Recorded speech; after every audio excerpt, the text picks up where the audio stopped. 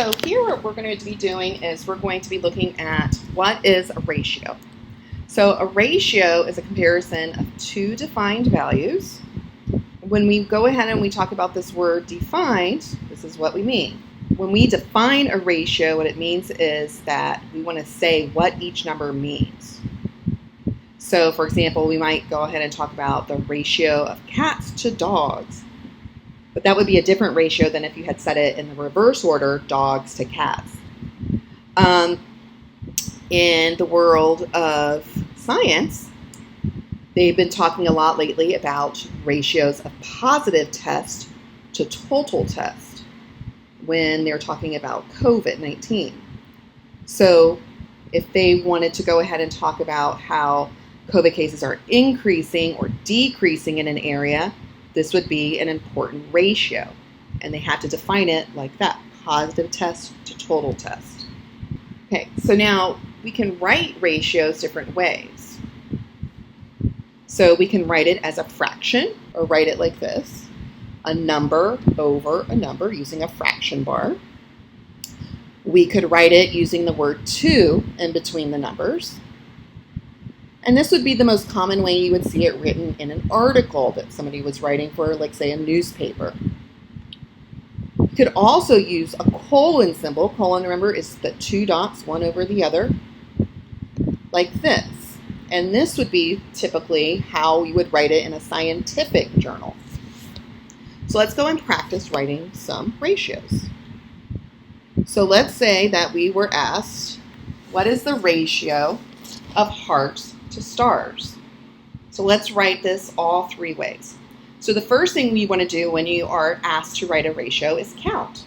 So if the first number we want is to be the number of hearts, so we count 1, 2, 3, 4, 5 hearts. And then we would go ahead and count the stars. 1, 2. And now we can go ahead and write it the ways. Because we already had the statement telling us how the numbers are defined, we can just go ahead and write the three variations of the ratio. We don't always have to write the three, but we're going to just do that today just to make sure that we understand how to write them. So we could write it as a fraction. We could write it with the word 2 in the middle. Remember, TO is different than TWO. And we could also write it with a colon. So all three of those are different ways that we could write the ratio hearts to stars, but they all mean the same thing and have the same values. So another thing about ratios is ratios can be simplified. When we're simplifying a ratio, what we really mean is the same thing that we did when we learned how to simplify fractions. So just like fractions, ratios can be simplified. And to do that, we go ahead and look for this, a greatest common factor between the two numbers. And then we divide each value by the GCF. And we're going to talk a little bit more about that because we can also do something else to find equivalent ratios that involves multiplying, but we're going to talk about that later. So let's say we have some houses. In this case, let's see, we have 1, 2, 3, 4 pink houses. So we have 4 pink.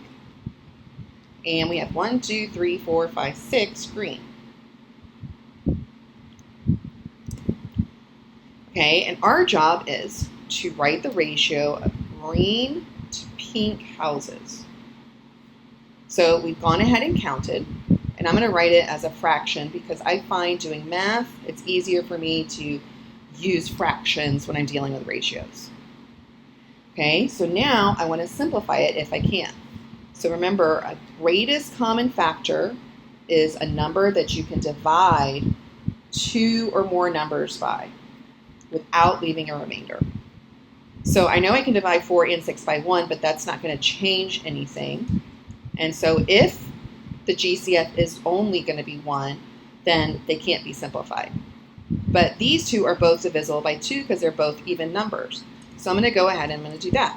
I'm going to divide the numerator by 2, and I'm going to be dividing the denominator by 2 because 2 is a common factor of 4 and 6 and happens to be the greatest common factor.